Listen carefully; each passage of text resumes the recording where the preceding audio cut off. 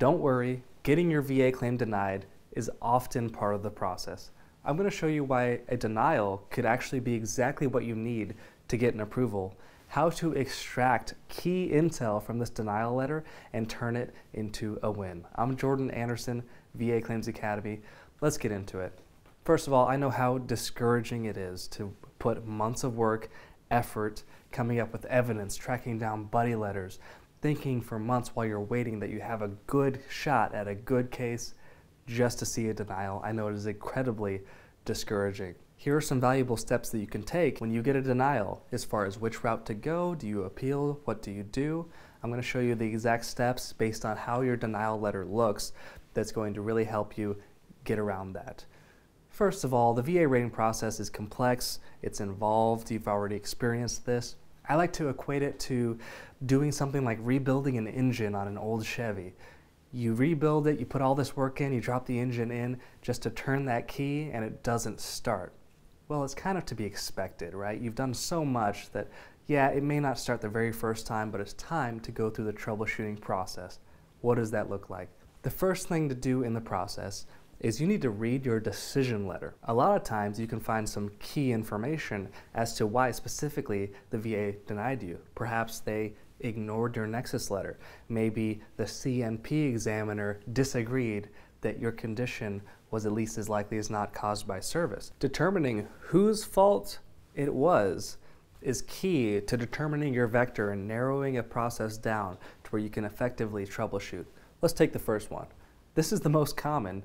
A lot of people like to blame the VA, and I know the VA is slow, it gets a lot of things wrong, there's government workers, yada yada, but oftentimes there is almost always something more that we as the veterans could have done to better optimize our claim. So you need to look internally here, look and step back at your rating, look at it, just look at it, and say, did I have a personal statement for each condition? Did I have a nexus letter from a doctor familiar with my conditions, familiar with my treatment? Was this presented in a way that is complete? Do I have my service treatment records? If not, that needs to be fixed first. Number two, if it's the CNP examiner's fault, that could be key, because the way to find that out is to file a FOIA request, so a Freedom of Information Act request to actually retrieve your documents from your CNP exam. This is the exam that essentially determines what your DBQ, Disability Benefits Questionnaire, says, the one that the rater is actually reading. That could be key, because if you even had a nexus letter, but your CNP examiner disagreed with this nexus letter, 9 times out of 10 the VA is going to go with the examiner's opinion and not your private doctor. If you had a bad CNP examiner, you're going to want to file a supplemental claim. If you feel like you're missing evidence and it was your fault, you are going to want to file a supplemental claim. But the last one, if it's the VA rater's fault, you'll know this if you've said, Jordan, I've watched your videos, I've watched other people's videos. I know VA claims. I know I submitted a darn good claim. I had all my evidence. It was not my fault. I know I saw my CNP examiner's paperwork. The CNP examiner also agreed with me. It was not their fault. What was the rater doing though? The rater saw all of this and still made an unfavorable decision. At that point, a higher level review is the best course of action, because what an HLR does is it says, you know what, get me a new rater, a new rating adjudicator, look at the same exact evidence that I have already submitted, you can't submit any new evidence, and rate it as is. Getting a new pair of eyeballs on it, that is the best course of action at that point.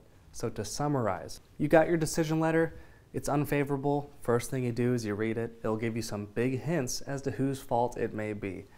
A lot of times it's our fault. If there is some evidence and you say, you know what, I could have submitted a better personal statement, I should have got a nexus letter, go do that. That's via a supplemental claim. The links are in the description for all of these different routes.